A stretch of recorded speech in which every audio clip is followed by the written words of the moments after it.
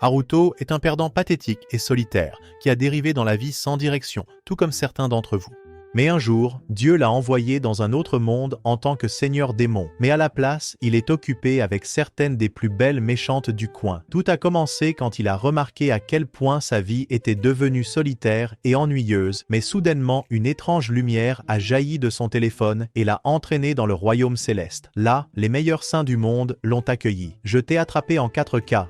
Lui dire qu'il allait renaître et lui donner des capacités incroyablement puissantes destinées à rendre sa prochaine vie incroyable, mais au lieu de se soucier de la force ou de l'aventure, tout ce qu'il souhaitait vraiment, c'était passer l'éternité à regarder des animes, tout comme vous tous. Après l'avoir supplié pour cette chance, sa demande fut accordée, et il se retrouva à recommencer en tant que nouveau-né dans un monde complètement différent. La servante sourit avec soulagement lorsque le bébé arriva sain et sauf, tandis que son père remarqua l'emblème royal, le marquant comme leur véritable enfant. Convaincu que leur fils deviendrait incroyablement fort, sa mère se vanta que, bien sûr, elle donnerait naissance à quelqu'un de puissant. Pour vérifier ses capacités, le comte sortit l'orbe de l'infini, et au moment où il s'activa, toute la salle fut inondée d'une énergie magique intense habituellement observée uniquement chez les seigneurs démons. Son père s'attendait à ce que le garçon soit au moins niveau 50, mais les résultats furent choquants. L'orbe indiquait niveau 2, et il n'avait même pas d'élément naturel, seulement la capacité d'utiliser la magie de barrière. Furieux et déçu, le roi se demanda comment il avait pu avoir un enfant aussi faible, et soupçonna même sa femme de le tromper. Réalisé que son destin était scellé, Haruto ne pouvait rien faire, alors que ses parents annonçaient qu'il était mort à la naissance. Les choses devinrent instantanément pires que dans sa vie passée, lorsque le roi ordonna que le bébé soit abandonné au fond de la forêt. Pendant ce temps, la meilleure maman du monde réalisa qu'elle avait fait une erreur. Elle l'avait rendu bien trop puissant, si fort que personne dans ce monde ne pouvait même l'évaluer. Leurs outils ne lisaient que des niveaux en dessous de 100, mais elle avait boosté ses statistiques jusqu'à 1002 et avait même oublié de lui attribuer un élément. Cette nuit-là, au fond de la forêt, Haruto essaya d'utiliser la magie de barrière pour se sauver. Alors qu'il commençait un sort, il imagina un cube et celui-ci apparut devant lui. Il a réalisé que lancer des sorts était plus simple qu'il ne l'imaginait. Avec la pure imagination, il pouvait modifier la taille et la forme du cube, ce qui lui permettait de former les objets limités qu'il pouvait créer. Puis il réalisa qu'il pouvait se cibler lui-même. Il enveloppa la barrière autour de son propre corps et commença à glisser dans les airs sans brûler de mana du tout. Pourtant, il savait qu'une créature sauvage serait un problème, et un renard massif apparut derrière lui immédiatement. Il se jeta pour mordre, mais Haruto bloqua l'attaque et lança des centaines de petits cubes pour abattre la bête. Ils l'ont à peine égratigné. Alors il a vu plus grand. Il a arraché 7 arbres du sol et les a lancés sur le renard. Il est resté debout même après tous ses coups. Agacé, le petit morveux a décidé de tirer une colline entière vers le renard. Mais la créature a soudainement parlé, le suppliant d'arrêter. Il a essayé d'ignorer la voix, mais quand elle a crié encore plus fort que ma copine, « Que veux-tu dire par là ?» Qu'elle se rendrait immédiatement, il réalisa que c'était elle qui parlait. Une fois calmée, elle expliqua qu'elle essayait seulement de recharger son mana, puis demanda comment un véritable nourrisson pouvait avoir autant de pouvoir. Haruto ne pouvait pas parler, alors il créa une barrière spéciale qui transformait ses pensées en sons et la plaça dans sa gorge, lui permettant de parler normalement. Elle lui demanda son nom, car il détestait son vrai nom, Solitaire Perdant. Il se présenta comme Haruto et lui dit qu'il avait été abandonné, parce que son niveau semblait bas. Même ainsi, le renard n'arrivait pas à comprendre. La mana qui émanait de lui dépassait les limites humaines. Alors elle se demanda s'il était le seigneur démon réincarné. Haruto choisit de ne pas révéler qu'il avait été un solitaire maladroit dans sa vie passée, et affirma carrément qu'il était le seigneur démon. Cela fit tilt pour le renard, et elle le supplia de l'achever. Haruto refusa de lui faire du mal et lui proposa plutôt de l'accompagner dans ses aventures. Elle jura, en tant que renarde de feu, de le protéger tout au long du voyage. Il lui fit un signe d'adieu, l'appela Flay et s'envola dans les airs. Flay cria après lui, le remerciant pour le nom et pour lui avoir épargné la vie. Elle déclara leur pacte accompli et promit de se dévouer à lui. Il essaya de dire qu'il n'avait pas eu l'intention de signer un contrat, mais elle rougit, ravie de son nouveau nom. Alors qu'il continuait à parler, Haruto s'effondra soudainement au sol et supplia pour du lait car il n'avait rien mangé depuis son réveil. Essayant de l'aider avec sa faim, Flay prit des mesures. Elle se transforma en une magnifique fille renarde juste devant lui.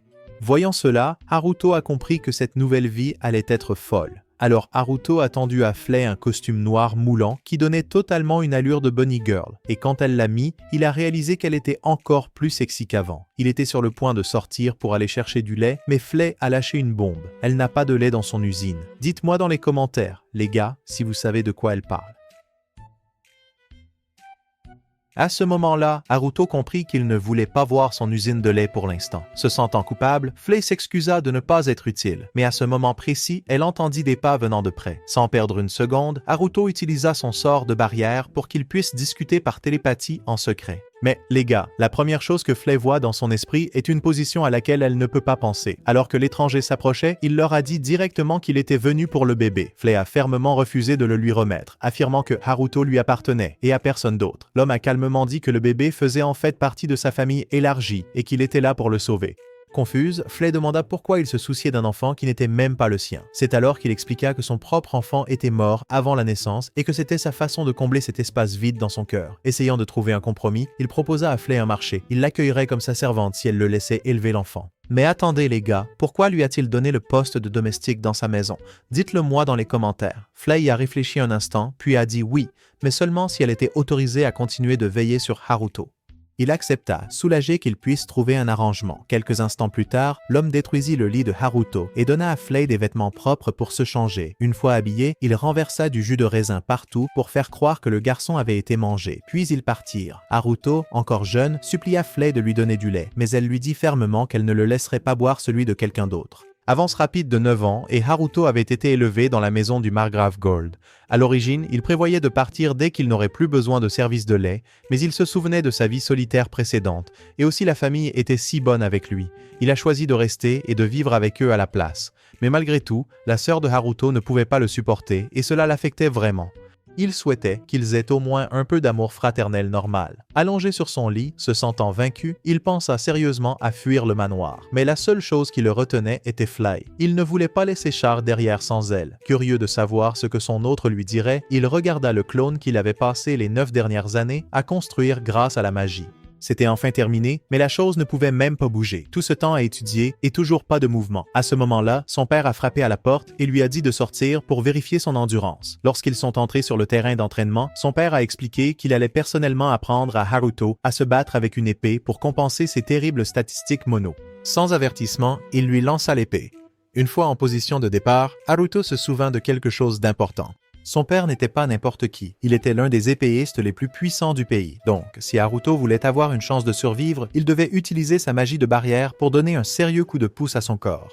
En utilisant ce truc, il se lança dans les airs et frappa le sol si fort que la terre se fissura sous lui. Son père sourit et dit qu'il était temps de tester ses réflexes, puis lança l'un de ses coups les plus rapides. Mais Haruto réagit à temps, s'élevant à 25 mètres dans les airs pour esquiver l'attaque. Son père a admis que la plupart des gens en dessous du niveau 30 ne pourraient même pas esquiver un coup comme ça. Haruto a convenu que cela n'avait pas de sens. Quelque chose dans ses propres pouvoirs semblait étrange. Pourtant, même après tout cela, l'orbe magique haute technologie indiquait toujours qu'il n'était que niveau 2. Étant donné que la personne la plus forte vivante était juste niveau 77, il a cessé de rêver d'être une puissance. Au lieu de chercher la force à travers les niveaux, il a choisi de maîtriser tout ce qui concerne la magie des barrières. Son père a hoché la tête et a dit qu'il continuerait son entraînement, tandis que sa sœur les regardait silencieusement de loin, les yeux fixés sur eux tout le temps. Quelques semaines plus tard, Haruto se détendait au lit quand il a décidé de vérifier les images de ses sorts de surveillance. Ce qu'il vit fit plisser ses yeux. Presque tous les soldats avaient été complètement anéantis lors d'une bataille récente. On aurait dit qu'ils avaient été piétinés violemment. Son père était stupéfait, incapable de croire que leur mission secrète avait été découverte et écrasée.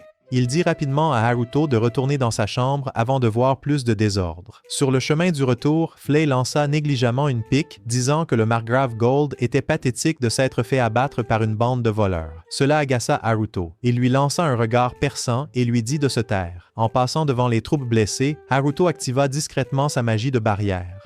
En un instant, toutes les blessures sur leur corps disparurent comme s'ils n'avaient jamais été blessés. Plus tard dans la nuit, Flay traînait encore juste devant sa chambre comme une étrange. Haruto ouvrit enfin la porte, sortit, la regarda et demanda « Tu veux mon joystick pour jouer ?»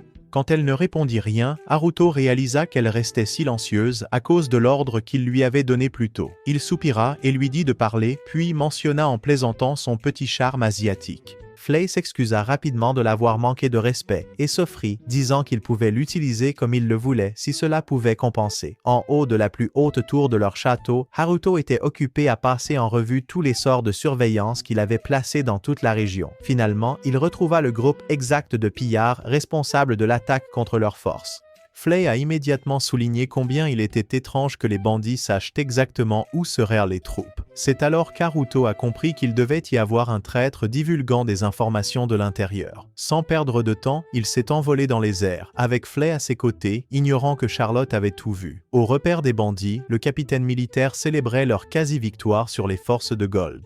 Mais leur fête fut brusquement interrompue lorsque Haruto sortit soudainement de l'ombre et lança un puissant sort de barrière qui figea tout le monde sur place. Sans hésitation, il en projeta un contre le mur, avec une force pure à cause de son visage laid ressemblant à un hamster. Une fois qu'il les eut attachés, Haruto commença à les cuisiner pour obtenir des réponses. C'est à ce moment-là qu'il a compris qu'ils n'étaient pas juste des bandits. Ils étaient en réalité des troupes sous couverture d'un empire voisin. L'un d'eux a laissé échapper que quelqu'un de plus haut, placé que leur propre roi, tirait secrètement les ficelles derrière tout ça. Après avoir obtenu ce dont il avait besoin, Haruto a ordonné à Flay de brûler toute la base. Puisqu'ils étaient ceux qui avaient tendu une embuscade à son père, il croyait qu'ils avaient renoncé à leur droit de vivre au moment où ils avaient fait ce geste. Flay, avec un sourire malicieux, dit qu'ils allaient maintenant ressentir la vengeance de son maître, puis mit le feu à tout l'endroit. En s'éloignant des ruines en flammes, Haruto se promit silencieusement de ne jamais montrer de pitié à quiconque oserait blesser sa famille à nouveau. Le lendemain matin, le père de Haruto reçut un message expliquant que le camp ennemi avait été détruit une fois les espions démasqués. Il devint clair que leur pays était au bord d'une guerre avec l'empire rival. Charlotte était perplexe. Qui aurait pu être assez puissant pour anéantir toute une escouade ennemie?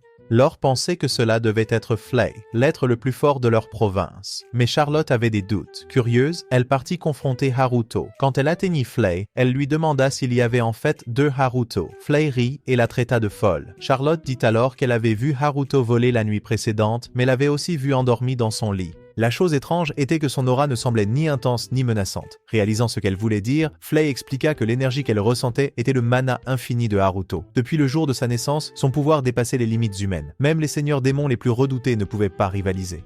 Charlotte demanda à Flay si elle savait qui était vraiment Haruto, mais Flay esquiva la question, disant que si elle se préoccupait de ce genre de choses, elle n'aurait jamais un scénario plus grand qu'elle. Après une nuit agitée, Haruto se leva avec le besoin d'aller aux toilettes et il sentit quelqu'un le suivre. Pensant que c'était encore Charlotte qui le suivait discrètement, il se retourna pour l'attraper, mais elle s'éclipsa comme un fantôme, disparaissant dans les airs. Lorsqu'il entra dans le bain, Haruto se dit qu'elle n'oserait pas le suivre là. Mais à sa surprise, il l'aperçut en train de l'observer derrière une colonne. Au fil des jours, elle continua à le surveiller en secret, gardant toujours ses distances.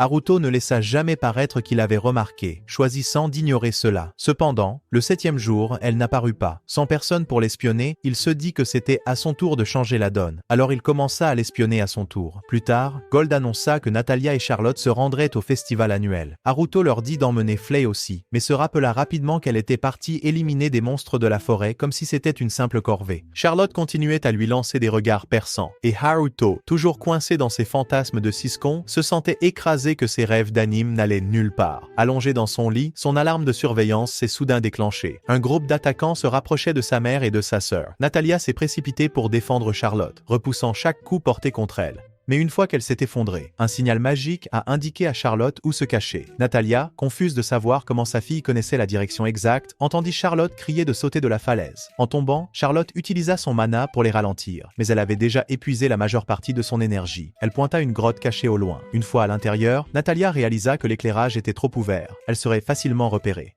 Elle a demandé à Charlotte qui les aidait. Charlotte l'a simplement appelé un Superman et a dit qu'il punirait tous les méchants. Natalia a promis d'aller le trouver et a serré Charlotte fort dans ses bras avant de se précipiter dehors. En partant, la magie d'illusion a masqué l'entrée, mais c'était trop tard. Les troupes ennemies l'avaient déjà acculée. Sachant ce qui allait se passer, elle dégaina son épée et la serra à deux mains, mais elle se brisa et elle tomba inconsciente. Haruto, tenant maintenant le corps inerte de sa mère, explosa de rage. Il cria aux soldats de se taire, puis les projeta tous dans les bois d'un seul coup, les assommant. Haruto réalisa qu'il s'était en quelque sorte exposé, mais il balaya rapidement cette pensée, disant que ce n'était pas comme s'il y avait une figure puissante au-dessus de Gold essayant de le faire assassiner ou quelque chose comme ça. Gold fixa son fils, se demandant s'il avait vraiment seulement 9 ans, mais conclut ensuite que la rusée renarde derrière les machinations de l'Empire devait être celle qui orchestrait tout. À ce moment précis, Charlotte entra dans la pièce et Gold tendit les bras pour les étreindre tous les deux. Mais Charlotte l'ignora complètement, courant directement vers son grand frère à la place. En roulant ses bras autour de Haruto, elle dit qu'il lui avait manqué plus que tout. Natalia les taquina avec un doux adoboyu, tandis que Gold demanda quand sa fille et son fils étaient devenus si proches. Charlotte déclara audacieusement son amour pour son frère, ce qui ne fit qu'augmenter la jalousie de Flay, tout comme ma première petite amie avec la deuxième. Les gars, Haruto, cependant, était ravi de sentir l'étreinte de sa sœur pour la toute première fois, jusqu'à ce que Flay crie qu'elle le lâche immédiatement. Quelques semaines plus tard, Charlotte n'arrêtait pas de faire irruption dans la chambre de Haruto, le suppliant de passer du temps avec elle. Elle a demandé s'il étudiait une sorte de sorcellerie ancienne, et a mentionné que la bibliothèque contenait beaucoup de livres à ce sujet. Excitée, elle l'y a traîné elle-même. À l'intérieur de l'énorme bibliothèque, Charlotte a couru autour des étagères, empilant avec enthousiasme chaque livre qu'elle pensait que son frère aurait besoin. Une fois assis, elle a insisté pour s'asseoir sur ses genoux, disant que c'était comme ça qu'elle s'asseyait toujours quand leur mère lui lisait. En feuilletant l'un des livres, Haruto est tombé sur quelque chose à propos de la vraie magie, ce qui l'a rendu nostalgique des animes qu'il regardait dans son ancien monde. Curieuse, Charlotte a demandé ce qu'était l'anime. Après une certaine hésitation, Haruto a expliqué que c'était comme des images dessinées par des artistes qui bougeaient sur un écran pour raconter une histoire. Il s'est laissé emporter, parlant un peu trop longtemps du genre harem, et s'est immédiatement inquiété qu'elle le prenne pour un total bizarre. Mais au lieu de cela, les yeux de Charlotte se sont illuminés. Elle pensait que l'anime semblait être l'invention la plus incroyable qui soit. Haruto a ri et lui a dit qu'elle avait absolument raison.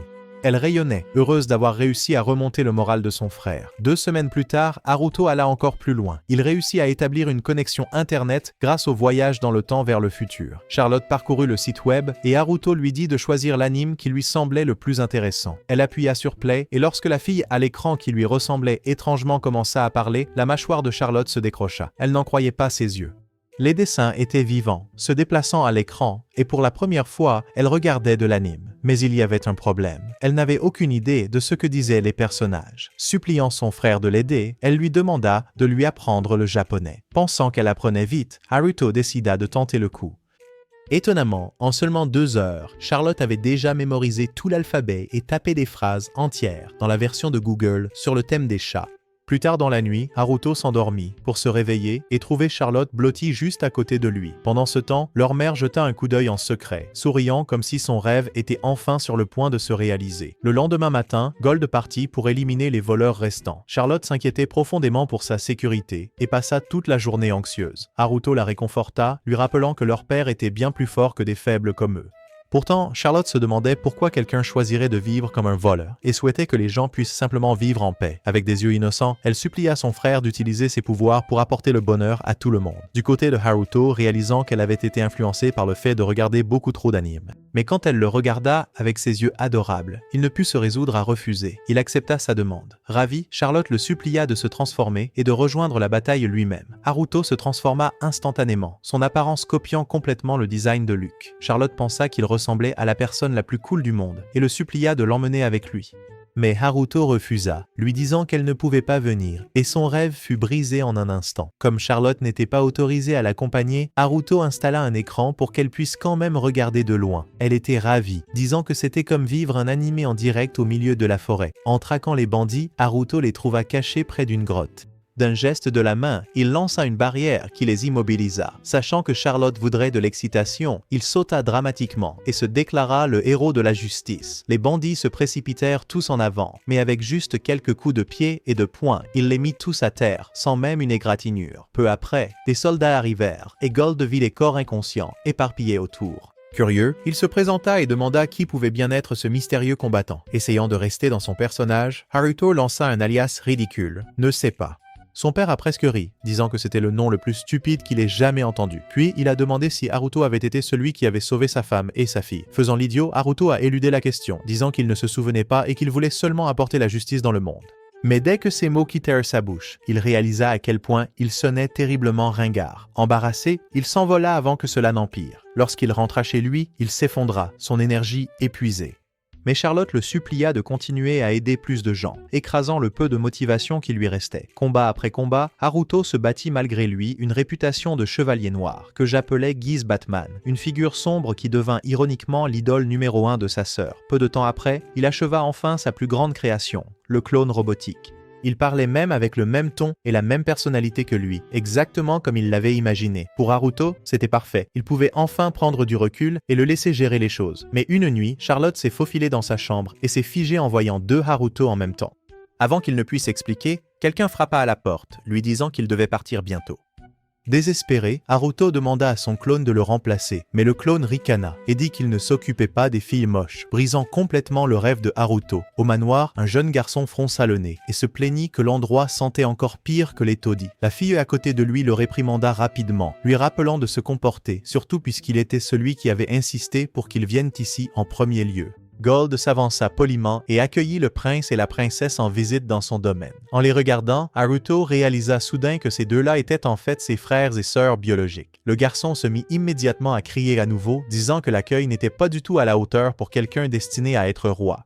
Gold s'excusa, mais lorsque le prince s'approcha, il jeta un coup d'œil à Haruto et supposa qu'il était l'orphelin faible de niveau 2 que Gold avait soi-disant adopté. Avec un sourire suffisant, il défia Haruto en duel pour le remettre à sa place. Ils se rencontrèrent sur le terrain d'entraînement où le prince se vanta qu'il se retiendrait pour que les choses soient équitables. Quand Haruto vérifia rapidement ses statistiques, il vit que le prince n'était qu'au niveau 9. Il se rappela que le mage le plus puissant de l'histoire était au niveau 77 et que son propre père était confortablement au niveau 32. En comparaison, ce gamin n'était rien. Le prince se jeta en avant, visant à abattre Haruto, mais Haruto disparut avant qu'il ne puisse le toucher. Frustré, le prince lui ordonna de rester immobile pour qu'il puisse le discipliner correctement. Amusé, Haruto fit semblant de jouer le jeu, prétendant être impuissant et laissant le garçon porter quelques coups faibles. Mais lorsque le prince cria qu'il devait riposter s'il osait, Haruto disparut à nouveau et le frappa par derrière, l'envoyant s'écraser dans la poussière. Chaque fois que le prince essayait de se relever, Haruto le renversait jusqu'à ce que la victoire soit évidente. Désespéré, le prince commença à incanter et lança une boule de feu flamboyante. À la dernière seconde, Haruto l'absorba calmement dans sa barrière. Choqué, le prince lança de plus en plus de sorts, mais chaque boule de feu fut avalée comme si de rien n'était. Complètement ébranlé, il se demanda comment un supposé niveau 2 pouvait avoir un pouvoir aussi écrasant. Haruto sourit et demanda s'il voulait récupérer ses boules de feu avant de conjurer une immense flamme qui laissa le prince tremblant à genoux, admettant sa défaite. Alors que Haruto s'éloignait, la princesse s'excusa pour l'arrogance de son frère. Mais elle hésita aussi, demandant s'il était vraiment juste niveau 2. Haruto balaya la question, prétendant que sa mère l'appelait. Lorsqu'il retourna dans sa chambre, cependant, il découvrit des nouvelles troublantes. La rumeur de sa véritable force s'était répandue. Cela ne pouvait signifier qu'une chose. Ses parents biologiques le recherchaient à nouveau. Quelques jours plus tard, Charlotte aperçut un groupe de voleurs sur les images de surveillance. Excitée, elle pressa Haruto de les éliminer immédiatement. Mais, avant qu'il ne puisse bouger, Flay fit irruption, ses énormes canons brillants, criant qu'elle ne le laisserait jamais partir en mission seule. Haruto soupira, réalisant qu'elle devenait plus un problème qu'une aide. Il lui rappela que Charlotte surveillerait tout à l'écran, alors elle ferait mieux de contrôler son comportement et d'éviter la violence inutile. Pendant ce temps, au fond de la forêt, les voleurs étaient occupés à célébrer et à entasser leur butin volé lorsque Haruto sortit soudainement de l'ombre. Juste après, Flay fit une entrée spectaculaire, prenant la pose dans sa tenue flamboyante et se présentant bruyamment comme le fin rire de flamme. Les voleurs échangèrent des regards, riant des deux, les traitant de paires d'idiots. Mais avant que Haruto ne puisse réagir, Flay déchaîna un torrent de flammes, riant de manière maniaque à leurs cris comme une pyromane folle. Haruto bloqua rapidement ses attaques avec sa magie de barrière, protégeant les voleurs de son feu. Réalisant que ses flammes ne fonctionnaient pas, Flay essaya d'en invoquer des encore plus chaudes. Haruto la frappa sur la tête avec un marteau jouet qu'il avait conjuré et lui cria d'arrêter sa violence excessive. Mais Flay sourit seulement et continua à insister. Voyant à quel point elle était désespérée, Haruto grogna, la traita d'inutile et lui dit de se retirer. À partir de là, il s'avança et proposa de prendre le contrôle de la situation lui-même. Le soir suivant au domaine, Charlotte et le clone revinrent d'un banquet. Alors que Haruto essayait de profiter du dîner, son clone annonça soudain qu'il démissionnait. Se plaignant amèrement, la copie déclara qu'il en avait assez de gaspiller son existence à prétendre être Haruto. Il s'effondra dramatiquement sur le lit, laissant Haruto coincé à nouveau avec sa vie ennuyeuse. Peu de temps après, Charlotte entra et mentionna que Lias l'avait invité à une visite personnelle. Immédiatement méfiant, Haruto pensa que ce perdant pourrait essayer de faire des avances à sa sœur. Sans hésitation, il lui dit qu'il les accompagnerait. Plus tard dans la nuit, Haruto examina les itinéraires qu'il prendrait le lendemain. En scrutant à l'avance, il remarqua un groupe louche de magiciens rassemblés dans la forêt, tentant d'invoquer une sorte de créature. Curieux, il décida d'enquêter. Il s'y rend, et en demandant ce qui se passe là, faisant l'entrée la plus mauvaise du monde, Haruto les confronta. Le chef du culte cria à ses hommes de le détruire. Mais alors qu'ils préparaient leur sort, Haruto s'élança dans le ciel, s'élevant vers la lune, avant de les balayer tous en un instant. Le chef, réalisant que ses subordonnés étaient inutiles, changea de tactique. Il invoqua des chevaliers squelettiques et leur ordonna d'attaquer. Haruto les abattit d'un seul coup, mais les morts vivants se reformèrent rapidement et l'encerclèrent. En activant sa barrière, il les dispersa tous d'un coup. Lorsque le chef tenta de les commander à nouveau, les squelettes se retournèrent soudain contre leur maître et déchiquetèrent ses partisans paniqués à la place. Désespéré, le chef joua sa carte maîtresse et invoqua un énorme golem de pierre. Le géant écrasa les squelettes instantanément et chargea Haruto. L'impact de son coup de poing était si puissant que lorsque Haruto l'a bloqué avec une barrière, la force pure a brisé sa défense et l'a projeté contre un arbre. Se relevant en titubant, Haruto a étudié la créature et a réalisé que la seule façon de la vaincre était de viser le noyau rougeoyant à l'intérieur de sa poitrine. Alors qu'elle balançait à nouveau, Haruto a esquivé, a rebondi sur un arbre et a sauté haut dans les airs. Avec une visée parfaite, il a lancé un pieu dans le noyau, arrêtant immédiatement le monstre. Mais alors que le chef furieux criait au golem de continuer à se battre, le monstre l'ignora et se retourna contre ses propres hommes, les écrasant sans pitié. Une fois le chaos apaisé, Haruto sépara le chef du culte des autres. Exigeant des réponses, il demanda pourquoi il préparait une embuscade. Lorsque Marron refusa de parler, Haruto ordonna aux squelettes d'enterrer vivants les hommes survivants. Terrifié, Marron finit par craquer, admettant qu'ils étaient des soldats de la division d'invocation de la reine consort. Leur mission était d'attaquer Charlotte pendant sa tournée en utilisant des bêtes invoquées. Haruto insista davantage, exigeant de savoir pourquoi Charlotte était visée. Marron expliqua que son potentiel magique était destiné à surpasser même celui de la reine. À cause de cela, Charlotte devait être éliminée avant qu'elle ne devienne assez forte pour défier son règne. Puisque les troupes impériales déguisées en voleurs avaient déjà échoué, la reine consort envoya sa propre unité personnelle pour terminer le travail. À cet instant, Haruto comprit tout. Sa véritable mère devait être la reine elle-même, la même femme cruelle complotant pour tuer la famille qu'il avait élevée. Bouillonnant de rage, son aura s'assombrit jusqu'à déborder violemment, forçant le golem à attraper Marron et à lui fracasser la tête contre les arbres. Même alors, Haruto choisit de l'épargner, décidant qu'il vaudrait mieux se concentrer sur l'arrêt de la reine avant qu'elle ne puisse nuire à Charlotte. Le lendemain, pendant la visite, Charlotte remarqua que Lias avait toujours l'air sombre. Elle essaya de lui remonter le moral, bien que ses mots soient brutalement honnêtes. Elle lui rappela qu'il n'avait jamais eu une chance contre Haruto lors du duel. En plus de cela, elle ajouta qu'il devrait considérer comme le plus grand honneur de son existence sans valeur le fait qu'Haruto ait même accepté de se battre contre lui. Sans retenue, Charlotte alla plus loin, le traitant de perdant inutile. Ils atteignirent bientôt la campagne, et tandis que les autres admiraient les champs de blé doré, Charlotte courait joyeusement à travers eux. Avec elle distraite, Haruto s'approcha de Gold pour avoir une conversation sérieuse. Il lui demanda comment il comptait protéger Charlotte si la reine avait vraiment l'intention de la faire tuer. Gold devint tendu et admit qu'il avait déjà reçu un avertissement similaire par une lettre anonyme. Pourtant, il ne pouvait pas croire que Haruto puisse être le chevalier noir qui combattait secrètement le crime. Gold expliqua qu'il n'était pas autorisé à agir directement contre la reine, car s'opposer à elle était interdit. Lorsque Haruto demanda pourquoi il ne pouvait pas simplement l'éliminer, Gold clarifia. La reine était la seule royale restante capable de maintenir le trône, la seule figure empêchant les royaumes de sombrer dans la guerre. Avec le roi déjà impuissant, elle seule pouvait imposer la paix. Elle n'était pas n'importe quel monarque non plus, autrefois appelée la princesse éclair. C'était elle qui avait tué le roi démon. Cette victoire l'avait rendue redoutée par toutes les nations. Gold a dit à Haruto que le seul chemin à suivre était de protéger Charlotte jusqu'à ce qu'elle dépasse finalement la reine en force et règne comme une leader encore plus grande. Jusque-là, le devoir de Haruto en tant que frère était de la protéger de sa vie. Mais au fond de lui, Haruto croyait que la paix ne viendrait que lorsque sa véritable mère, la reine, serait partie. Plus tard, il retrouva Charlotte et réalisa que la protéger ne suffirait pas. Il était temps pour lui de confronter directement sa mère biologique. À l'intérieur du palais, les soldats de la reine rapportèrent nerveusement que le chevalier noir avait ruiné leurs plans et anéanti leurs forces. La femme avec la plus grande présence et réputation dans tout le royaume, Jode, les a rejetés comme inutiles. Saisissant son épée, elle se demanda si elle devait personnellement tuer le chevalier noir. Juste à ce moment-là, Haruto a échappé à ses défenses, endormant tous les soldats dans la pièce.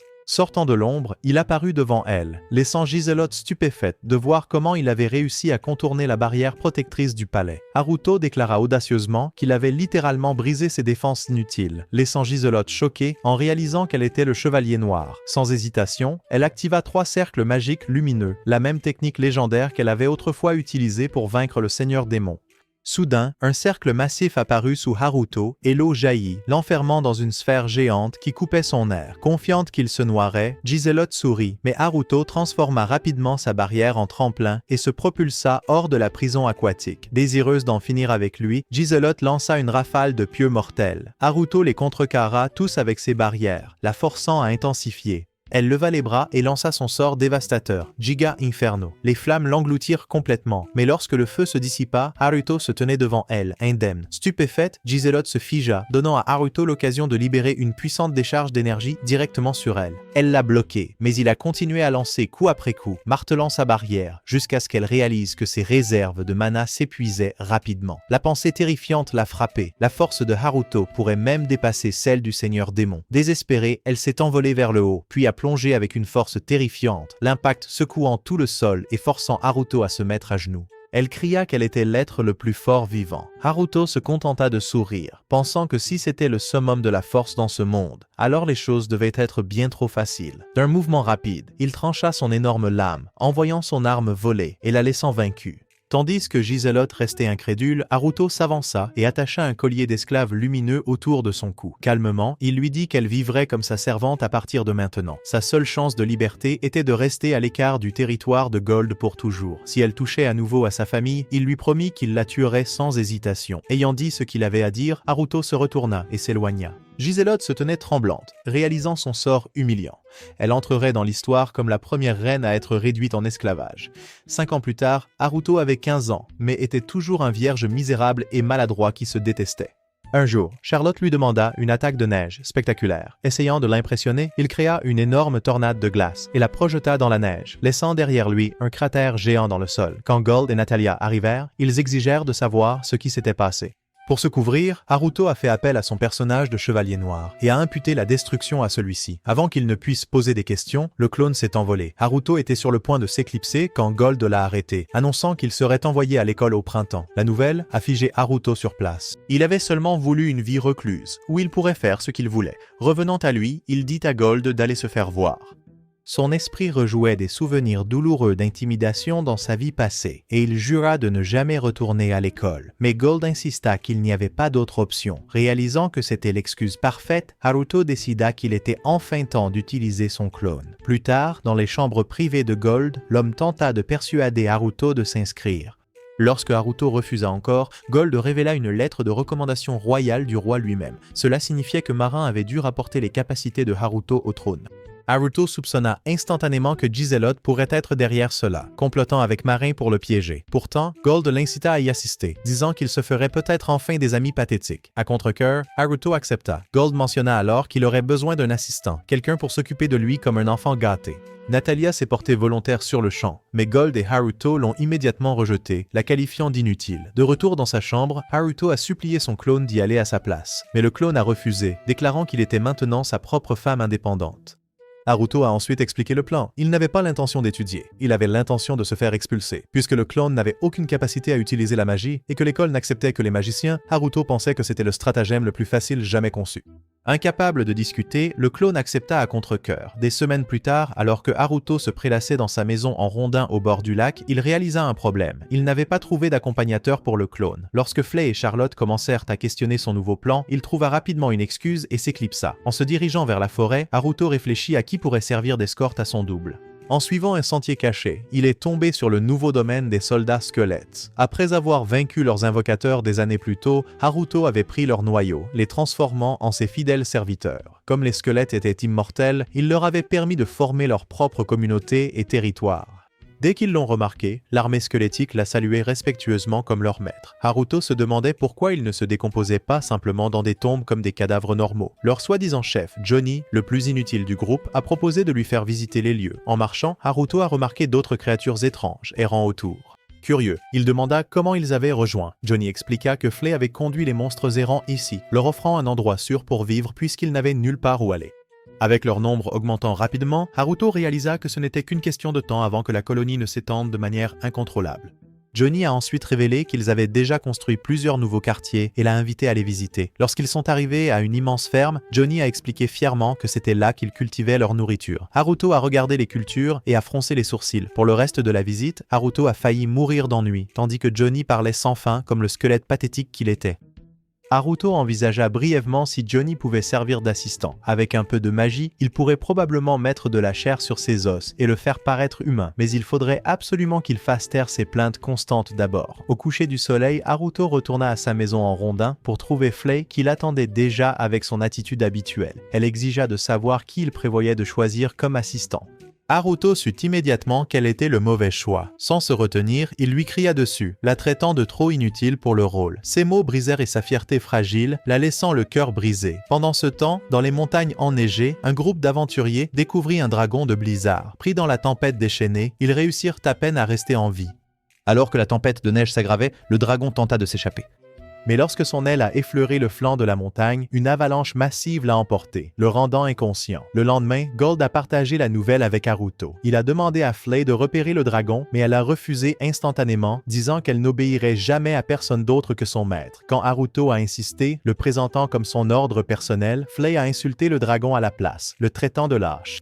Elle lui rappela que la créature s'était cachée pendant la Grande Guerre des démons il y a 1000 ans et affirma qu'une bête aussi pathétique ne valait pas la peine d'être sauvée. Haruto réalisa qu'il ne pouvait pas la convaincre. En quittant le bureau de Gold, ils surprirent Charlotte en train d'écouter aux portes. Elle regarda Flay et la supplia d'aider le dragon. Pour Charlotte, cela lui rappelait les créatures sans défense de ses histoires du soir, effrayées et seules. Incapable de résister aux yeux suppliants de Charlotte, Flay finit par accepter. Bientôt, ils se mirent en route vers les montagnes. Sur son écran de surveillance, Haruto aperçut le dragon gravement blessé. Au même moment, un autre groupe d'aventuriers s'approchait, prêts à attaquer. Haruto les pressa d'agir rapidement pour le sauver, mais les aventuriers atteignirent la bête en premier, se précipitant imprudemment pour l'achever. Haruto intervint, donnant un coup de pied à un voyou borgne et l'envoyant rouler dans la neige. Se déclarant le chevalier noir, il lança un sort de régénération qui guérit les blessures du dragon. Flay, impatient de se battre, se prépara immédiatement à brûler les aventuriers vifs. Mais Haruto a levé sa barrière pour les protéger, les assommant sans les laisser être tués. Alors que le dragon se remettait, Haruto a essayé de se présenter. Au lieu de cela, la créature a expiré un souffle glacial qui l'a enfermé dans la glace. Le brisant avec aisance, Haruto entendit soudain une voix résonner dans sa tête, les pensées du dragon. La bête s'excusa de s'être cachée pendant la guerre il y a des siècles et expliqua qu'elle aspirait à la paix, pas au conflit. Quand Haruto a demandé comment il avait réussi à survivre si longtemps, le dragon a révélé la vérité. Depuis 300 ans, il s'était caché au fond de la montagne. Sa seule connexion avec le monde extérieur était à travers les livres humains qu'il volait secrètement à la bibliothèque de la ville, ce qui gardait son esprit vif et son âme vivante. Après que les aventuriers ont découvert la cachette du dragon, ils ont brûlé tous les livres qu'elle avait collectés, la forçant à fuir les montagnes. En écoutant son histoire déchirante, Flay la supplia de les rejoindre chez eux. Elle l'appelait fièrement Pandemonium, expliquant que c'était le nom que Charlotte avait donné à leur nouveau territoire. Haruto, confus, s'exclama en demandant ce que Pandemonium signifiait. Quand Flay expliqua à nouveau, il soupira, réalisant qu'il n'y avait rien à faire pour sauver ces idiots. Pourtant, il décida de lancer une invitation, appelant en plaisantant leur maison un asile psychiatrique. Le dragon baissa la tête et jura fidélité, promettant de suivre Haruto comme son maître et même de sacrifier sa vie pour lui si nécessaire. Puis, sous leurs yeux, son corps massif commença à rétrécir. Lentement, sa forme se transforma jusqu'à ce qu'elle se tienne devant eux sous l'apparence d'une jeune fille humaine. Cette fois, Haruto était prêt. Avec un geste de sa magie de barrière, il l'enveloppa instantanément d'un bouclier protecteur et fit apparaître de nouveaux vêtements pour la couvrir. Une fois qu'elle fut prête, il s'avança pour se présenter correctement, mais la fille inclina la tête et lui dit « Remets le masque parce que tu es si laid ». À ce moment-là, Haruto réalisa que la fille dragon n'avait même pas de nom. Voulant lui en donner un, il décida de l'appeler Lisa, inspiré par le mot blizzard. Flay, cependant, devint jalouse de leur lien et rappela rapidement à Lisa qu'elle était la toute première servante de Haruto. Ne voulant pas écouter leur querelle, Haruto s'envola immédiatement. Lisa déploya ses ailes et le suivit gracieusement dans le ciel, tandis que Flay les poursuivait maladroitement comme une idiote. Une fois arrivé au château, Haruto présenta officiellement Lisa comme le légendaire dragon Blizzard et annonça qu'elle servirait désormais comme leur nouvelle servante. Les yeux de Charlotte s'illuminèrent, la trouvant adorable, et elle se présenta joyeusement. Le lendemain, Flay prit à contre-cœur la responsabilité de former Lisa à ses tâches de domestique. D'abord, elle lui tendit un balai. Mais lorsque Lisa essaya de balayer, le balai se cassa en deux instantanément. Même ainsi, Lisa a trouvé une meilleure méthode et a réussi à rassembler chaque feuille en quelques secondes, laissant Flay furieuse de paraître inutile en comparaison. Ensuite, Flay a essayé de lui apprendre à essuyer la vaisselle. La future bonne maladroite a cassé toutes les assiettes qu'elle tenait, tandis que Lisa terminait les siennes sans une seule erreur. De plus en plus frustrée, Flay est passée à la cuisine. Elle a tellement brûlé la nourriture qu'elle avait l'air pire que son visage, tandis que Lisa préparait un plat impeccable. Ce soir-là, au dîner, Natalia a suggéré que Lisa devienne la servante personnelle de Charlotte, soulignant à quel point elle était plus intelligente que Flay ne le serait jamais. En entendant cela, Lisa était submergée de joie, considérant cela comme le plus grand honneur qu'elle ait jamais reçu. Elle a accepté immédiatement. Dès le lendemain matin, Lisa avait déjà commencé à enseigner la magie à Charlotte. En démontrant sa technique, elle a invoqué une bulle d'eau flottante. En copiant le sort, Charlotte créa avec succès une petite flamme et fut ravie de ses progrès. Lorsqu'elle l'agrandit en une boule de feu, Haruto fut stupéfait, réalisant que Lisa était vraiment douée en tant qu'enseignante. Charlotte demanda alors timidement à Lisa si elle voulait être son amie, heureuse de rencontrer enfin une autre fille de son âge. Lisa accepta avec un sourire, et les étincelles colorées de leur nouvelle amitié émurent Haruto aux larmes. Il ne s'était jamais senti aussi touché. À cet instant, Haruto sut que Lisa était l'assistante parfaite qu'il avait cherchée depuis toujours. Mais ne voulant pas gâcher son amitié avec Charlotte, il élabora un plan. Une fois qu'elle se serait révélée à l'académie, il la téléporterait chez elle, et de cette façon, il pourrait se faire expulser facilement. Quelques jours plus tard, Haruto annonça enfin à Charlotte qu'il commencerait à aller à l'école la semaine suivante. En entendant cela, elle devint furieuse, insistant sur le fait que l'école n'était rien d'autre qu'un champ de bataille rempli de duels magiques, dangereux et de fous avec des armes. Paniquée, elle ordonna à Lisa de convoquer une réunion d'urgence. Lorsque la table ronde des inadaptés désespérés se réunit, Charlotte annonça la nouvelle. Flay, cependant, ne comprenait pas pourquoi Haruto ne lui avait pas dit directement. Elle s'emporta en disant qu'il n'avait aucune raison d'aller à l'école de toute façon puisqu'il était le seigneur démon. Un des squelettes l'interrompit rapidement, lui rappelant qu'il ne pouvait pas en parler ouvertement. Charlotte était stupéfaite, réalisant qu'il lui cachait des choses. Pourtant, elle se demandait pourquoi Haruto voudrait aller dans un endroit aussi horrible. Elle se souvenait qu'il lui avait montré un anime sur les écoles, où il les décrivait comme les environnements les plus sombres et terrifiants imaginables. Convaincue par ce souvenir, elle affirma qu'il devait y avoir un culte caché de membres du conseil des élèves torturant les étudiants en secret. Elle insista sur le fait qu'il devait infiltrer la capitale et trouver un moyen d'éliminer ce supposé groupe maléfique. Incroyablement, le groupe d'imbéciles accepta, traitant ses paroles comme si c'était le plan le plus brillant du monde. Lorsque Lisa demanda prudemment s'il devait parler du plan à Haruto, Charlotte refusa, disant qu'il fallait le lui cacher. Flay ajouta que révéler quoi que ce soit interférerait avec son opération secrète. Toute la table jura alors de s'unir pour apporter la paix en détruisant les écoles complètement. Cette nuit-là, cependant, Lisa expliqua toute la situation à Haruto en privé. Il secoua la tête, réalisant que Charlotte perdait complètement la tête. Pour calmer les choses, il a suggéré qu'elle l'accompagne simplement à l'école en tant qu'assistante officielle. Charlotte s'est immédiatement illuminée, traitant cela comme le plus grand honneur qu'elle ait jamais reçu. Lisa a accepté sans hésitation. Lorsque la semaine suivante est arrivée, Haruto et Lisa étaient prêtes à partir pour l'académie. Flay, dévasté d'avoir été abandonné, fit une scène dramatique, mais personne ne prêta attention à sa crise pitoyable et ils la laissèrent derrière sans y penser à deux fois. Pendant ce temps, de retour dans la capitale, Marin se précipita pour annoncer une nouvelle surprenante à Lius. Haruto s'inscrirait bientôt à l'académie. Curieuse, elle demanda pourquoi il pensait que Marin insistait tant pour que Haruto y assiste. Lius expliqua qu'il était impatient de découvrir le mystère derrière la force écrasante de Haruto. Maintenant que Haruto serait à leur portée, ils pourraient le surveiller de près et, espérons-le, dévoiler ses secrets. Mais en observant sa réaction, Lius remarqua que Marin semblait bien plus fixé sur Haruto que lui-même.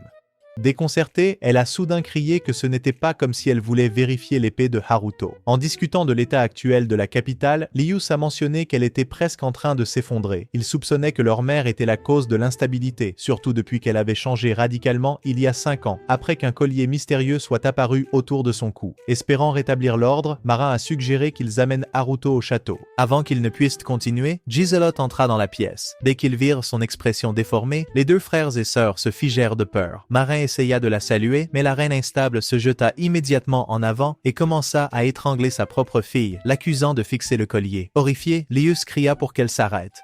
Elle relâcha Marin, puis s'approcha de son fils. D'un ton glaçant, elle ordonna à Lius de se lier d'amitié avec Haruto et de découvrir la faiblesse du chevalier noir. Elle avertit que seule elle pouvait vraiment connaître la vérité parce qu'elle était sa mère et menaça de tuer Lius s'il échouait. Pendant ce temps, de retour à la maison en rondin, Haruto se préparait à partir pour l'académie. Flay le supplia une dernière fois de l'emmener avec lui. Haruto lui dit froidement que son visage inutile terrifierait tout le monde. Puis il entra dans un portail. De l'autre côté, Haruto et Lisa marchaient le long d'une falaise, apercevant la capitale au loin. Alors qu'ils admiraient la vue, ils remarquèrent un groupe de voyageurs poursuivis par un bison déchaîné. Lisa paniqua, certaine qu'il les piétinerait. Haruto savait qu'il devait agir. Se transformant en chevalier noir, il vola vers la bête. Le chariot transportant le groupe heurta un rocher et s'arrêta brusquement. Haruto lança rapidement une barrière flexible, attrapant un enfant en plein vol et le renvoyant en sécurité dans le chariot. Pourtant, le bison continuait de charger comme un taureau enragé. Dans une tentative désespérée de sauver les autres, une jeune fille sauta du wagon, s'offrant comme appât pour que les autres puissent s'échapper. Haruto s'arrêta, observant pour voir si elle pouvait s'en sortir seule. Elle réussit brièvement à arrêter la bête, mais elle fut rapidement surpassée, projetée violemment au sol. Alors que le monstre se préparait à l'achever, Haruto intervint, plantant son pied sur sa tête et l'assommant. La fille, stupéfaite par sa vue, le regarda avec admiration. Bien que secouée, elle remercia le chevalier mystérieux de lui avoir sauvé la vie. Quand Haruto remarqua qu'elle était blessée, il soigna ses blessures avec de la magie. Submergée, elle murmura qu'il devait être une sorte de super-héros. Après un court moment, Haruto utilisa sa magie pour réparer le chariot endommagé. Curieux, il demanda pourquoi ils voyageaient dans une charrette de marchandises aussi maladroite. Elisabeth admit qu'ils étaient trop pauvres pour se permettre une véritable calèche. Reconnaissante pour son aide, elle promit qu'elle le rembourserait la prochaine fois qu'ils se rencontreraient. Haruto, peu impressionné, lui dit de s'inquiéter de réparer son visage inutile à la place. Il ajouta qu'il prévoyait de relâcher le bison dans la forêt. En entendant cela, Elisabeth pensa qu'il était un véritable héros. Peu de temps après, ils ont continué leur voyage vers la capitale. En chemin, Lisa a commenté qu'Elisabeth ne ressemblait pas à un être humain normal. Elle avait perçu une aura étrange et puissante l'entourant. Lorsque Haruto atteignit enfin l'académie, il vit la foule massive rassemblée et sentit immédiatement que ses vieux cauchemars revenaient à la vie. Forcé de passer les tests d'aptitude, il réalisa que c'était exactement le genre de torture qu'il redoutait le plus. Même après avoir été assigné à une chambre, les souvenirs accablants de sa vie passée à l'école le laissèrent ébranlé. Incapable de le supporter, il ouvrit un portail à l'intérieur du dortoir et retourna directement à sa maison en rondin. Voyant son épuisement, Charlotte a suggéré qu'il se détende en visitant un restaurant dans la capitale. Elle a même réussi à convaincre Flay de les rejoindre. Pour éviter d'attirer l'attention, Haruto a utilisé la magie pour rendre les cornes de Flay invisibles. Ensuite, avec Charlotte ouvrant un autre portail, ils traversèrent dans la ville. Charlotte admira la beauté de la capitale et lui demanda avec enthousiasme de l'emmener manger. Après avoir fini de manger, elle sortit une carte de la ville et déclara qu'il devait explorer la zone pour localiser les positions ennemies. Dans son esprit, la capitale grouillait de démons maléfiques, et découvrir leur plan à l'avance était essentiel. Mais une fois les autres partis, elle se pencha plus près et avoua discrètement la vérité. Ce n'était pas du tout de la reconnaissance. Elle l'avait emmené à un rendez-vous. Le cœur de Haruto fit un bond. Dans sa vie précédente, il n'avait jamais été invité à sortir à cause de sa laideur, donc il avait du mal à le comprendre. Toute la journée, il la suivait simplement comme un idiot. Au coucher du soleil, alors que Charlotte se dépêchait vers un autre endroit, elle a accidentellement heurté une femme. Haruto l'a immédiatement reconnue comme Elisabeth. Elle s'arrêta, l'étudiant attentivement. Remarquant l'énorme aura de mana autour de lui, elle demanda s'ils s'étaient déjà rencontrés. Haruto le nia rapidement, affirmant qu'il n'était rien de plus qu'un faible de niveau 2. En entendant cela, Elisabeth s'excusa de l'avoir pris pour quelqu'un d'important, disant qu'il était clairement juste un autre bon à rien avant de s'éloigner. Mais Charlotte n'était pas convaincue. Elle sentait qu'Elisabeth n'était pas une personne ordinaire. Se souvenant des paroles de Lisa sur la sensation de quelque chose d'étrange, Haruto commença aussi à se demander qui était vraiment Elisabeth. Le lendemain, le clone de Haruto lui rappela qu'il devait encore passer un examen de compétences avant la cérémonie d'entrée. À contre-cœur, il se présenta à l'académie, essayant de se faufiler discrètement. Malheureusement, un instructeur apparut derrière lui, le reconnaissant immédiatement. Lorsqu'il a reçu les feuilles d'examen, l'esprit de Haruto s'est vidé. Il ne connaissait rien à la plupart des types de magie, alors il a rempli les pages avec des réponses absurdes. Mais ensuite, il atteignit la section sur la magie des barrières, la seule chose qu'il avait étudiée toute sa vie. Sans hésitation, il répondit à chaque question avec des détails parfaits. À la fin, il réécrivit même sa dernière réponse, oubliant complètement qu'il avait prévu d'échouer exprès. Après avoir examiné l'épreuve, l'instructeur lui a dit qu'il devait encore effectuer une évaluation de mana. Haruto a protesté, affirmant qu'il n'était qu'un bon à rien de niveau 2. L'instructeur n'a pas nié son apparence, le qualifiant même de perdant moche, mais a insisté sur le fait qu'il devait tester son niveau de mana malgré tout. Quelques minutes plus tard, Haruto fut conduit dans un autre bureau. Au début, il supposa que l'instructeur n'était pas encore arrivé et devait être invisible. Mais quand quelqu'un s'avança enfin, il vit qu'elle était en fait une femme petite et plutôt peu attirante. Elle se présenta rapidement comme Terrietta, déjà au courant de son identité. Haruto pensa que le test de l'orbe de cristal le révélerait comme rien de plus qu'un faible mage de niveau 2. En posant sa main sur le cristal, il s'attendait à ce qu'il brille faiblement. Au lieu de cela, il éclata d'une brillance écrasante, si intense qu'il se brisa en d'innombrables éclats. Terrietta se figea, stupéfaite par ce qu'elle venait de voir. Le cœur de Haruto se serra, convaincu qu'elle était furieuse et prête à l'expulser sur le champ. Mais alors, à sa surprise, Terrietta parla avec admiration. Elle déclara qu'il n'était pas du tout faible. Il était le magicien le plus puissant que leur académie ait jamais rencontré. Ses réponses au test, ajouta-t-elle, n'étaient pas ordinaires. Elles pourraient révolutionner la compréhension de la magie et même réécrire l'histoire elle-même. Après être retourné dans ses quartiers privés, Haruto expliqua son nouveau plan à son clone. Le jour suivant, alors que le double se préparait à prendre le rôle de Haruto, Charlotte lui remit un pistolet spécial. Elle expliqua que Haruto l'avait conçu pour repousser les attaques magiques. Le clone, cependant, doutait de pouvoir survivre seul. Une fois la cérémonie d'entrée terminée, il se précipita vers son dortoir assigné. En chemin, il aperçut un étudiant royal entouré d'une suite. Les souvenirs de sa vie passée misérable l'ont frappé, et il s'est immédiatement recroquevillé, supposant qu'ils allaient le harceler. Heureusement, le noble l'a ignoré et a donné des ordres à l'une des filles à la place. Soulagé, le clone a pensé qu'il était en sécurité, jusqu'à ce qu'il heurte accidentellement Elisabeth. Reconnaissant son visage, elle l'a salué. Le clone se demanda comment elle avait réussi à s'inscrire à l'académie. Mais avant qu'il ne puisse réagir, le noble arrogant, Schneider, ordonna à tous les présents de le saluer. Comme Elisabeth n'avait aucune idée de qui était vraiment le clone, Schneider exigea que Haruto s'incline devant lui. Pensant rapidement, le clone se tint le ventre, prétendant avoir des crampes, et cria même qu'il avait ses règles. Schneider n'y crut pas. D'un geste de la main, il fit apparaître un cercle magique et se prépara à l'incinérer. Le clone paniqua et tenta de fuir, mais Schneider libéra une flamme ardente qui le frappa dans le dos. Convaincu que sa cible avait été réduite en cendres, Schneider se tourna pour partir. À sa grande surprise, le clone se releva, indemne. La barrière défensive de Haruto s'était activée, le sauvant des dégâts. Pourtant, Schneider ne pouvait pas comprendre. Cela aurait dû être impossible. Son giga inferno était assez puissant pour brûler n'importe qui jusqu'à l'inconscience. Elisabeth, déconcertée, s'excusa auprès du clone de l'avoir entraîné dans ce pétrin. Il réalisa à ce moment-là qu'elle était d'une certaine manière encore plus socialement maladroite que lui. Schneider, de plus en plus furieux, invoqua plusieurs cercles magiques à la fois pour en finir. Ne voyant pas d'autre choix, le clone sortit le pistolet de Charlotte et tira. L'explosion d'énergie fit vaciller Schneider en arrière, donnant juste assez de temps au clone pour s'échapper. Après avoir entendu tout ce qui s'était passé, Haruto réalisa que son clone n'était pas en état de continuer. À contre-cœur, il décida d'intervenir pour le moment. Ce soir-là, une fille simple et maladroite lui remit une lettre. C'était un défi officiel pour un duel avec Schneider. Haruto tenta de refuser, mais elle expliqua qu'il s'agissait d'un duel royal, ce qui signifiait qu'il ne pouvait pas être refusé. De retour dans sa chambre, Haruto commença à planifier comment il pourrait remettre Schneider à sa place. En vérifiant son flux de surveillance, il remarqua qu'Elisabeth se dirigeait directement vers le château de Schneider, marchant clairement vers le danger. Cette nuit-là, Elisabeth confronta Schneider, lui demandant d'annuler le duel et de se concentrer sur sa guérison. Mais le noble arrogant ne voulait pas s'arrêter. Il aboya à l'un de ses partisans de le guérir plus vite pour qu'il puisse se préparer.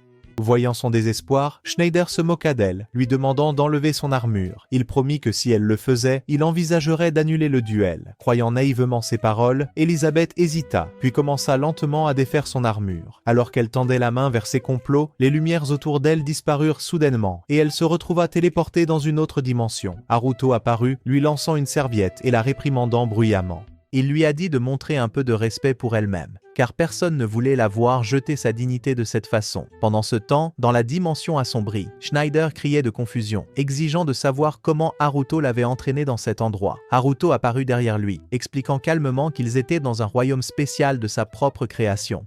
Quand Schneider a exigé de savoir qui il était, Haruto a répondu d'un seul mot. Vengeance. Avant que Schneider ne puisse riposter, Haruto a conjuré un œil sinistre sur son épaule. La marque maudite se resserrait à chaque tentative de lancer un sort, lui infligeant une douleur insupportable. Haruto lui a dit clairement que c'était la punition pour son péché. Puis, avec un avertissement froid, Haruto lui a ordonné de rester dans le rang. Si Schneider tenait à sa vie, il se tiendrait tranquille pour l'instant. Mais Schneider croyait qu'Haruto bluffait. Il tenta de lancer un autre sort, mais l'œil maudit s'enfonça plus profondément dans son bras. La douleur le força à crier de souffrance. Au moment où il fut ramené à la réalité, les élèves autour de lui remarquèrent que sa blessure s'était aggravée. Lorsqu'une fille tenta de le soigner, Schneider pleura comme un enfant pitoyable. Pourtant, il jura qu'un jour, il se vengerait et découvrirait l'identité du Chevalier Noir. Le lendemain matin à l'académie, les professeurs louèrent Haruto comme un héros, étonnés qu'il ait supposément résisté à la magie de Schneider. Ils murmuraient qu'il ne pouvait pas être simplement un mage de niveau 2. Dehors, Haruto entendit aussi des étudiants bavarder à son sujet. Certaines filles firent même des remarques suggestives, disant qu'elles voulaient expérimenter son épée de première main. Avant qu'il ne puisse s'éclipser, Terrieta l'intercepta. Elle s'excusa pour le chaos de la veille, puis l'incita à participer à son programme de recherche, promettant de le transformer en magicien de style ancien.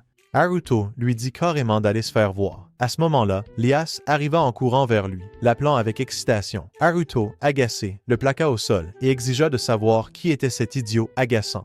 Marin réprimanda rapidement son frère pour toujours commencer des bagarres. Voyant son apparence maintenant plus mature, Haruto réalisa enfin que le garçon épinglé sous lui était Lias. Alors il le relâcha à contre-cœur. Alors que Haruto se demandait pourquoi ils étaient même venus, Marin expliqua qu'elle voulait qu'il rejoigne son laboratoire de recherche. Lias intervint immédiatement, disant que Haruto serait mieux dans son propre groupe. Terrieta éleva alors la voix, déclarant que Haruto était destiné à appartenir à son cours. Submergé par cette dispute ridicule, Haruto en eut assez de tous. Juste au moment où la dispute s'intensifiait, Elisabeth apparut et demanda à lui parler. Reconnaissant pour l'excuse de s'échapper, Haruto s'éloigna rapidement avec elle. Marin resta furieuse, les regardant partir. Serrant les poings, elle exigea de savoir qui était cette femme laide qui osait lui voler son précieux Haruto. Une fois dehors, Elisabeth se tourna vers lui et demanda s'il était le même imbécile qui lui était rentré dans la poitrine la veille. Elle a commenté qu'il semblait être une personne complètement différente maintenant, puisqu'elle n'avait pas du tout ressenti de mana à l'époque. En entendant cela, Haruto a rapidement érigé une barrière autour d'eux pour couvrir ses traces. Cela a confirmé son soupçon. Elle n'était pas une humaine ordinaire, si elle pouvait détecter son aura, mais Elisabeth a immédiatement remarqué la barrière et a admis qu'elle pouvait sentir l'immense pouvoir qui émanait de lui. Réalisant qu'elle n'était pas normale, Haruto a demandé franchement si elle était un démon. Elisabeth a sursauté à la question, surprise, avant d'insister sur le fait qu'elle était humaine. Convaincue qu'elle n'était pas une menace, Haruto a dissipé la barrière, mais lui a dit de garder son secret. Elle a accepté, puis a soudainement demandé s'il pouvait lui apprendre à se faire des amis. Confus, Haruto se demandait pourquoi elle lui demandait cela. Elisabeth a avoué qu'elle n'avait jamais eu un seul ami dans sa vie. Abandonnée à la naissance, elle affirmait qu'elle pouvait parler dès qu'elle était bébé. Haruto pensait que sa situation ressemblait étrangement à la sienne. Elle continua en expliquant qu'elle avait grandi dans un monastère, où elle était traitée comme une paria et interdite de se faire des amis. Maintenant qu'elle était libre, elle voulait désespérément vivre l'amitié pour la première fois. Haruto lui dit qu'elle s'était trompée de personne, car il est le plus grand perdant solitaire du monde. Mais Elisabeth sourit et insista sur le fait qu'il était parfait, parce qu'il était exactement comme elle. Réalisant qu'elle n'essayait pas de l'intimider ou de lui voler son argent de poche comme dans sa vie passée, Haruto pensa qu'elle pourrait en fait être utile pour éloigner les autres fous de lui. Alors, à contre-cœur, il accepta de devenir son ami. Les yeux d'Elisabeth s'illuminèrent, et elle dit avec joie qu'elle avait enfin trouvé son premier ami. Haruto a failli subir des dégâts critiques à cause de l'éclat de son sourire. Pendant ce temps, alors que la jalousie de Flay grandissait, elle se souvenait de ses premiers jours au service de l'ancien seigneur démon, dont le vrai nom était Iris Philia. À ce moment-là, Elisabeth a révélé son vrai nom, Iris Philia. Haruto se plaignit immédiatement que c'était trop long et laid. Alors il le raccourcit à simplement Iris. Elle se moqua de lui, mais ordonna ensuite qu'ils s'inscrivent ensemble au cours, le traînant directement jusqu'à sa chambre. Lorsqu'ils arrivèrent, Haruto se figea. C'était la première fille à mettre les pieds dans sa chambre, et il pria silencieusement d'avoir caché toutes ses chaussettes sales. Malheureusement, quand il ouvrit la porte, Charlotte était déjà à l'intérieur, en train d'attendre. En les voyant, Charlotte demanda immédiatement si Iris était sa petite amie. Haruto a rapidement nié, disant qu'elle était juste une amie. Charlotte a souri, soulagée qu'il ne soit pas encore pris. Elle a déclaré audacieusement qu'il était destiné à avoir au moins 5 épouses et a promis de revendiquer la place de la deuxième. Haruto, cependant, pensait que ce n'était qu'une question de temps avant qu'elle ne grandisse et réalise à quel point elle le détestait. Quand il fut temps de remplir ses papiers de cours, Haruto abandonna à mi-chemin, trop épuisé et désintéressé pour s'en soucier. Charlotte finit par les compléter pour lui. Avant qu'elle ne parte, Haruto couvrit discrètement les yeux d'Iris pour qu'elle ne remarque pas le portail qu'il utilisait. Une fois Charlotte partie, il savait qu'il était temps de continuer sa véritable mission, trouver un moyen de se faire expulser. Quelques jours plus tard, Haruto s'habilla pour son premier jour d'école. Charlotte expliqua qu'il avait été placé dans la classe C, mais que s'il impressionnait les professeurs, il pourrait être promu. Ce qu'il n'avait pas réalisé, c'est que Charlotte avait intentionnellement choisi des cours de niveau supérieur pour lui. En regardant l'emploi du temps, Haruto pensa que c'était parfait. Échouer à ses cours serait le moyen le plus facile de se faire expulser. À son arrivée, la première personne qu'il rencontra fut Iris. Il grogna, se demandant pourquoi son visage devait être la première chose qu'il voyait le matin. Elle mentionna nonchalamment qu'elle avait été assignée à la classe A, puis s'éloigna rapidement. Lisa, observant à proximité, murmura de nouveau ses doutes, demandant si Iris était vraiment humaine. Haruto la rassura en disant qu'elle l'était, bien qu'il admit que cela n'avait pas beaucoup d'importance puisque Iris n'était pas maléfique. En entrant dans la classe C, Haruto remarqua que tous les regards se tournaient vers lui. Les étudiants le fixaient, choqués, tandis que Haruto supposait qu'ils ne pouvaient simplement pas détacher leurs yeux de son corps pathétique. Prenant son siège, il se prépara à tout ignorer. Mais le professeur est entré et a immédiatement annoncé qu'ils allaient passer un examen qui déterminerait si les élèves seraient promus dans des classes supérieures. Haruto a pensé que c'était sa chance parfaite pour être expulsé encore plus vite. S'il écrivait des absurdités complètes, il pensait que les professeurs le renverraient immédiatement.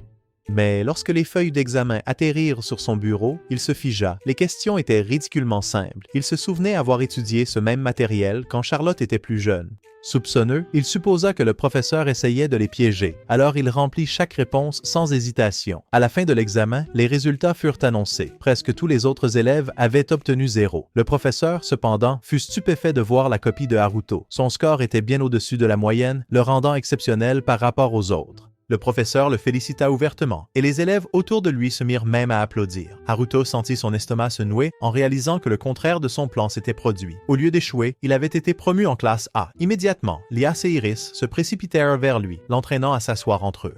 Avant longtemps, ils ont commencé à se chamailler pour savoir qui devrait obtenir le siège le plus proche de lui. Leur dispute a été interrompue lorsqu'un nouveau professeur est entré dans la salle. Elle s'est présentée comme Oratoria. Dès que Haruto l'a vue, il a eu le pressentiment que cela allait être bien plus difficile qu'il ne l'avait imaginé. Dites dans les commentaires, les gars, de quoi il parle. À ce moment-là, Oratoria a averti la classe que quiconque incapable de répondre à ces questions serait immédiatement expulsé. Pour démontrer, elle a sorti un orbe de cristal et a demandé à Iris de poser sa main dessus. L'orbe a brillé intensément, révélant qu'Iris possédait toutes les affinités élémentaires. Cependant, son niveau de mana était seulement de 5. Oratoria expliqua qu'avec de l'entraînement, elle pourrait aider Iris à augmenter considérablement sa force. Elle invita rapidement Iris à rejoindre son groupe de recherche, mais Iris refusa nerveusement, disant qu'elle n'était pas prête. Pendant ce temps, Haruto activa secrètement son calculateur de mana pour l'examiner de plus près. Il a confirmé qu'Iris n'avait pas de pouvoir caché supplémentaire. Mais quand Oratoria a suggéré que des capacités pouvaient se développer avec le temps, Haruto a rétorqué qu'elles pouvaient aussi être dissimulées. Impressionné, les yeux d'Oratoria se sont écarquillés. Elle déclara que sa perspicacité était remarquable, le qualifiant de talent rare et exceptionnel. Elle devint encore plus excitée, convaincue d'avoir trouvé quelqu'un d'extraordinaire. Sans hésitation, Oratoria commença à le secouer avec enthousiasme, le suppliant de rejoindre son laboratoire. Haruto grimaça, souhaitant silencieusement que si elle devait le secouer ainsi, elle secouerait au moins autre chose à la place. Le lendemain, ils se rendirent au laboratoire de recherche. L'instructrice de Tainen était ravie, fière d'avoir enfin réussi à les convaincre de rejoindre. Alors que le clone de Haruto essayait de s'éclipser discrètement, ils aperçurent soudain Schneider ligoté dans le coin de son bureau. Terrietta expliqua qu'il la suppliait de retirer l'œil maudit incrusté dans son épaule. Elle avait passé toute la nuit à essayer sort après sort, mais rien ne fonctionnait. Après une inspection minutieuse, elle réalisa que c'était de la magie ancienne. Ses efforts ont montré que la marque n'était pas seulement incrustée dans sa chair, elle l'avait transpercée à travers une barrière invisible. Convaincue qu'il s'agissait bien de magie ancienne, elle pressa Schneider pour obtenir des réponses. Pour le forcer à parler, elle le gifla à plusieurs reprises jusqu'à ce qu'il reprenne ses esprits. Dès qu'il vit le clone, il rugit, menaçant de l'écraser. Terrietta le fit taire immédiatement, lui ordonnant de fermer sa bouche.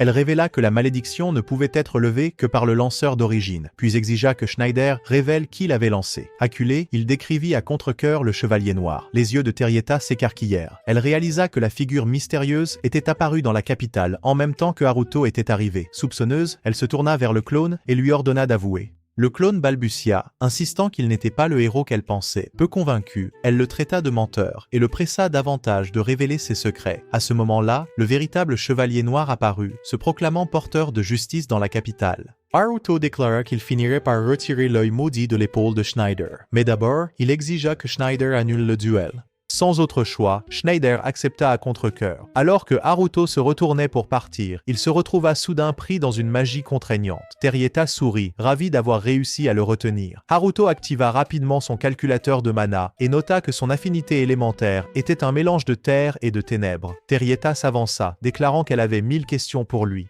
Mais avant qu'elle ne puisse continuer, Haruto se libéra des entraves en un instant. D'un seul geste, il renversa la situation, la figeant sur place. Il lui dit que c'était une revanche pour avoir osé le piéger. Terrietta, réalisant qu'elle ne pouvait pas bouger d'un pouce, sentit la panique monter. Gênée, elle le supplia de la libérer avant qu'elle ne s'humilie devant ses propres élèves. Désespérée, elle a même proposé de faire tout ce que tu voulais. Quelques heures plus tard, après que Haruto soit déjà parti, Terrietta a porté un toast pour accueillir les nouveaux arrivants. La célébration s'est prolongée jusqu'à ce que, un par un, tout le monde s'effondre d'épuisement et s'évanouisse dans la pièce. Pendant ce temps, Schneider bouillait de rage. Être forcé d'annuler le duel le rongeait. Il savait que la rumeur se répandrait qu'il n'était rien de plus qu'un faible, un échec pathétique.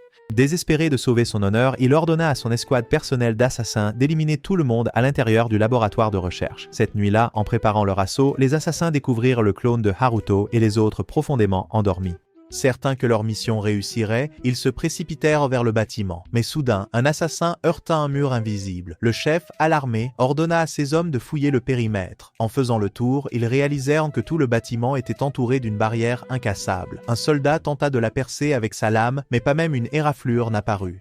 À ce moment-là, une porte étrange se matérialisa à la surface de la barrière. Curieux, un assassin s'avança, mais avant qu'il ne puisse réagir, une main surgit et l'entraîna à travers la porte. Choqué, le chef ordonna à ses hommes de brûler l'entrée, mais lorsque leur sort frappa, il disparut dans une autre dimension, les laissant stupéfaits. Alors que le chef essayait de comprendre, d'autres portes commencèrent à apparaître tout autour d'eux. Chaque fois que ces soldats s'approchaient, ils étaient tirés à l'intérieur, l'un après l'autre. Paniqué, le chef conclut que leur ennemi était proche. Tirant ses armes, il se prépara au combat. Soudain, une nouvelle porte s'ouvrit et le chevalier noir apparut. Les assassins lancèrent immédiatement leur sort sur lui, mais une autre porte s'ouvrit grand, révélant un deuxième chevalier qui les foudroya instantanément. Soudain, plusieurs portes s'ouvrirent en même temps, et encore plus de chevaliers passèrent. Mais alors que le chef des assassins essayait de comprendre le chaos, il remarqua quelque chose d'étrange. En regardant de plus près, il réalisa que les prétendus chevaliers étaient en réalité ses propres hommes, déformés et entraînés dans les illusions. Avec le groupe complètement sous le choc, Haruto se révéla enfin. Le chef tenta immédiatement de lancer un sort, mais il se brisa au moment où il l'activa. Ses yeux s'écarquillèrent de terreur en découvrant que son corps ne bougeait pas. Haruto expliqua qu'il l'avait déjà piégé dans une barrière, ne laissant aucune issue. Calmement, il ordonna à l'homme de confesser toute la vérité. Des heures plus tard, après avoir disposé de leur corps inutile, en les jetant au château de Schneider, Haruto examina la scène, à travers son système de surveillance. En regardant la lecture, la confusion de Schneider s'approfondit. Il ne pouvait pas comprendre comment Haruto avait réussi à avoir un tel contrôle. Déterminé à retrouver sa fierté, Schneider prit une mesure drastique. En s'injectant un venin puissant, son corps commença à se déformer, ses muscles gonflèrent, et sa forme s'agrandit rapidement, se transformant en une figure monstrueuse. Il continua de gonfler jusqu'à remplir toute la pièce, dominant tout autour de lui. Haruto plissa les yeux, réalisant que Schneider s'était transformé en rien de plus qu'une expérience ratée de Hulk. Le Schneider muté lança un coup de poing massif, envoyant Haruto voler à travers le mur. Il réussit à atterrir fermement sur le sol en dessous, mais la créature apparut rapidement sur le toit, le regardant fixement. En observant attentivement, Haruto réalisa que le venin avait complètement transformé son corps en quelque chose de monstrueux. Lorsque la bête est tombée devant lui, Haruto a commencé à réfléchir à des moyens de l'arrêter. À ce moment-là, Charlotte est apparue sur son écran de surveillance. Refusant de rester au lit, elle a supplié Haruto de ne pas tuer la créature. À contre-cœur, il a décidé de respecter son souhait et s'est concentré sur l'esquive de ses coups puissants. Mais bientôt, un coup puissant a complètement brisé sa barrière. Reconnaissant que ce monstre était encore plus fort que le golem qu'il avait autrefois affronté, Haruto renforça ses défenses et lança une contre-attaque, le frappant en plein dans la poitrine. Pourtant, le géant ne broncha presque pas et répondit en l'écrasant au sol. Retrouvant son équilibre, Haruto entoura rapidement ses bras de petites barrières, les déchirant. Mais à sa grande frustration, les membres se régénérèrent instantanément. À ce rythme, la bataille durerait éternellement. Alors qu'il évitait un autre coup écrasant, Charlotte suggéra de retirer la couche extérieure de la créature. Haruto admit que c'était une idée intelligente, invoquant les 1000 épées du purgatoire. D'épais nuages cramoisis remplissaient le ciel, tandis qu'une pluie de lames enflammées s'abattait. La tempête d'épées dépouillait la bête couche par couche jusqu'à ce que la véritable forme de Schneider soit enfin exposée. Encore étourdi, Schneider regardait dans le vide, pris dans une transe. Haruto lui offrit sa clémence, disant qu'il le laisserait vivre. Terrifié, Schneider s'éloigna en titubant, convaincu que le venin l'avait rendu fou. Réalisant qu'il devrait récupérer le venin avant qu'une autre abomination ne soit créée, cette nuit-là, alors que le clone de Haruto regardait par la fenêtre, une pensée silencieuse traversa son esprit. Pour la première fois de toute sa vie, il commençait à se sentir à l'aise à l'école, entouré de personnes qu'il appréciait vraiment et qui se souciaient vraiment de lui. Il réalisait qu'il n'était plus un perdant solitaire. Et c'est là que l'anime d'aujourd'hui se termine. Dites-moi dans les commentaires si vous voulez plus d'animes comme celui-ci. Regardez les autres animes sur la chaîne et je vous verrai dans le prochain.